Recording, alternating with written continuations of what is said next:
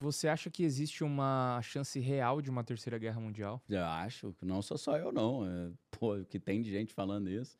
Outro dia, um ex-agente da CIA, Andrew Bustamante, estava falando que a Terceira Guerra Mundial já começou. Na verdade, tem um livro muito interessante da Cristina Martin Jiménez, que é A Terceira Guerra Mundial Já Começou, é muito interessante, faz sentido, porque se você pega a guerra na Ucrânia, você não tem. Muita gente fala assim: caramba, eu achei que a Rússia era mais forte. Como é que ela atacou a Ucrânia e não conseguiu vencer a Ucrânia até hoje? Eu penso nisso sempre. Né? Eu também pensei nisso. Não, só que aí o que, que eu digo? Cara, não é uma guerra da Rússia contra a Ucrânia, é uma guerra da Rússia contra a Ucrânia, contra os Estados Unidos, contra a França, contra a Alemanha. Porque o que tem de mercenário e de arma e de drone, de míssil chegando lá, entendeu? É uma guerra que é 1 contra 32 disfarçado de 1 contra 1, pô. Porque tá todo mundo dando ajuda, mandando bilhões. Ó, os Estados Unidos mandaram 140 bilhões para a Ucrânia e eles só investiram 60 em defesa. Os caras falaram, e o resto? Pô, não sei, cara, o que aconteceu? Sumiu, né? Então, assim, é muita grana entrando, é muita arma entrando, é muito mercenário entrando. É claro que aí a Coreia do Norte começou a mandar a gente também para ajudar a Rússia. Então, se você pega, poxa, a OTAN tem 32 membros.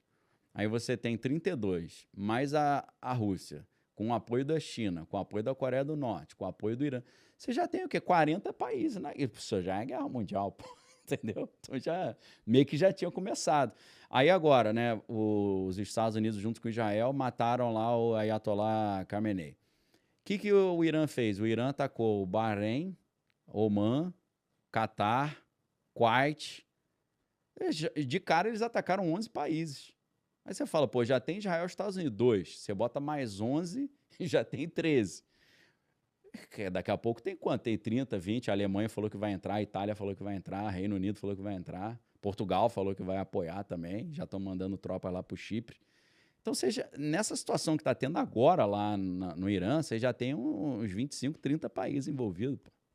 Então, poxa, é claro que a gente tem 200, né, quase 200 países no mundo, mas já é uma guerra de proporções, não é mais regional, já é um negócio de proporção mundial já. Mas você acha que alguma das potências como Rússia ou China podem de alguma forma apoiar o Irã? Porque senão eu fico pensando assim, eu tô pensando de uma maneira muito simples, tá, gente? Tá. Pô, os caras, sei lá, Rússia, China podem falar, ó, Estados Unidos, os caras aqui estão causando uma bagunça aqui, vamos acabar com isso logo, vamos se unir aqui nós três, a gente vai, vamos cimentar os caras ali, acabou, entendeu? Nós vamos construir uma praça em cima do Irã, vai ser outra coisa, acabou e vamos tocar nossa vida agora, entendeu? Mas quem diria isso? A China?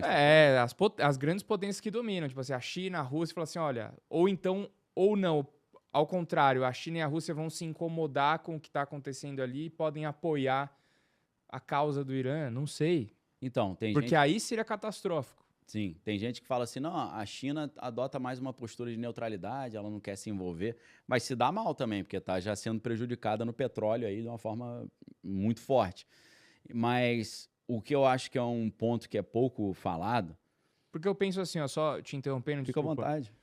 Pra virar uma guerra mundial, assim, que você fala assim, não, agora deu ruim, tem que entrar as grandes potências nucleares Sim, Juntos. no né? jogo. sim, Que depois, Uma contra a outra, na verdade. né, que seria a Rússia e China. sim. Então, a ideia aqui é o seguinte, nos anos 70, o Henry Kissinger, que era o secretário de Estado, ele montou uma estratégia para conter a União Soviética, principalmente a Rússia, que era o seguinte, vamos apoiar a China, vamos fortalecer a China, vamos fazer uma aliança com a China para que a China seja um amigo nosso freando o avanço soviético. E aí vem aquela visita do Richard Nixon à China, né? E aí o Henry Kissinger escreveu um livro chamado Sobre a China, On China, que virou um clássico da geopolítica. Então, a doutrina Kissinger era nós americanos, apesar de que ele era alemão, né? Heinz Kissinger é o nome dele. Nós americanos vamos nos aproximar da China para conter a Rússia. Agora, a galera está chamando a atual postura americana de reverse Kissinger, Kissinger invertido. Que é, em vez dos Estados Unidos se aproximar da China para segurar a Rússia, os Estados Unidos se aproximarem da Rússia para segurar a China. Então, hoje, a relação entre os Estados Unidos e a Rússia, principalmente a relação Putin-Trump, uma relação muito boa, né? Então a Rússia já não vai entrar. Eu acho muito difícil a Rússia entrar nessa jogada. E a China vai tentar ao máximo não entrar também, porque a China tem uma doutrina militar de mais... A gente quer ganhar no comércio, a gente não quer ganhar na briga, né? A gente não quer uma guerra aberta. Inclusive porque os Estados Unidos controlam todos os gargalos da logística mundial, né? Controla o Canal de Suez, tem como controlar o Estreito de Hormuz, então o Mar Vermelho também, o Estreito de Bab el-Mandeb. Então, se os Estados Unidos quiserem, né? Lembrando que a China ela importa muito petróleo e muita comida, você deixa a China sufocada. Você faz um bloqueio, tipo o que Napoleão tentou fazer com o bloqueio continental da Europa. Você faz um bloqueio naval contra a China, você destrói a China. Então a China sabe disso, das suas vulnerabilidades, por isso que ela está ali no sapatinho. Mas como é que essa guerra mundial provavelmente ela evoluiria? Na briga entre Estados Unidos e Israel com o Irã, nessa ideia dos iranianos de não vamos deixar barato, eles podem usar armas nucleares. E é isso que provavelmente eu creio que vai acontecer. Eu estou falando isso desde 2023. O que está no planejamento é esse conflito. E lembrando que Israel existe desde 1948, né? De 1948 até 2024, nunca tinha tido um confronto direto entre Israel e Irã. Isso é uma coisa, uma encrenca direta entre Israel e Irã é um negócio inédito, né? A primeira ofensiva foi em 2024, e aí em 2025 teve essa guerra dos 12 dias, né? Que os americanos mandaram aqueles bombardeiros B-2, né? Que é o Stealth, né? Que é tipo um triângulo, né? Parece uma aeronave alienígena que explodiram lá as usinas de enriquecimento de urânio e agora está tendo essa encrenca. Então, assim como Israel tem uma doutrina, né, que em hebraico eles chamam de Beretat Shimshon, que é a doutrina opção Sansão. O que é opção Sansão? Na Bíblia, o Sansão ele foi capturado pelos inimigos, os filisteus, foi cego e fizeram uma festa para comemorar, né, a derrota de Sansão. E aí 3.000 pessoas lá do alto escalão dos filisteus se reuniram num palácio para ficar zombando dele. Só que aí ele falou com Deus, pô, me dá aquela força que eu tinha de novo e tal. Deus falou, vai lá. E aí ele derrubou uma coluna principal do prédio e ele se matou, mas ele matou 3.000 líderes, né? Então a doutrina de Israel, chamada opção Sansão, é esse negócio. Se eu sentir que eu vou pro buraco, eu mando todo mundo pro buraco junto comigo.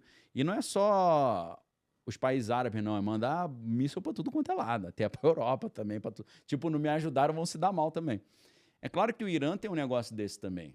Mas aí você fala, pô, mas o Irã não tem armas nucleares. Aí que entra a questão. O Irã, ele não precisa desenvolver a sua própria arma nuclear para ter. Tem gente que diz que o Paquistão, que tem arma nuclear, passou algumas para o Irã. Tem gente que diz que a China, que tem arma nuclear, passou algumas para o Irã. Então existe uma teoria de que o Irã tem armas nucleares. E aí, se ele começar a usar essas armas nucleares ali para destruir os países em volta com esse argumento de que Dubai é neutra, mas mantém base americana, né? O Kuwait é neutro, mas mantém base americana. E o Irã fica numa posição privilegiada, porque enquanto do lado de cá do Golfo Pérsico, onde você tem os amigos dos Estados Unidos, é um deserto plano, o Irã são montanhas, né? Então eles escondem vários lançadores de míssil lá. Então, se eles começarem a mandar com força total mísseis para cima de Israel e para o Catar e para esses outros centros de produção de petróleo e gás natural, os americanos vão ter que mandar bomba nuclear para cima também. Aí o negócio vai ficando estranho. Porque quando a primeira nação usa a arma nuclear, aí você rasgou a diplomacia, aí ferrou. Aí começa a terra sem lei, aí vira Mad Max. Então, cara, mas acho que a maior preocupação é que qualquer bomba nuclear hoje é um estrago que ninguém consegue mensurar ali, porque, tipo assim...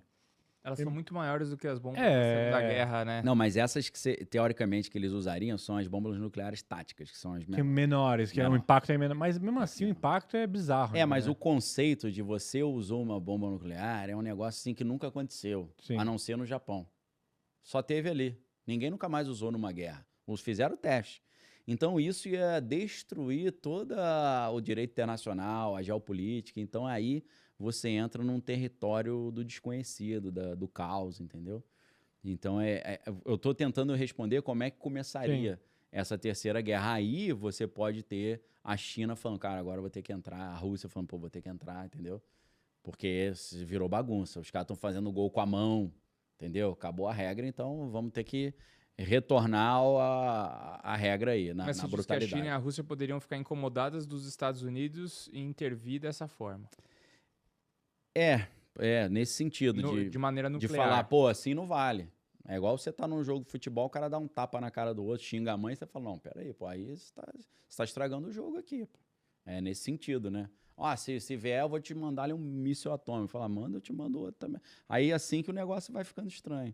É assim que a coisa, dentro das análises de cenário, pode degringolar.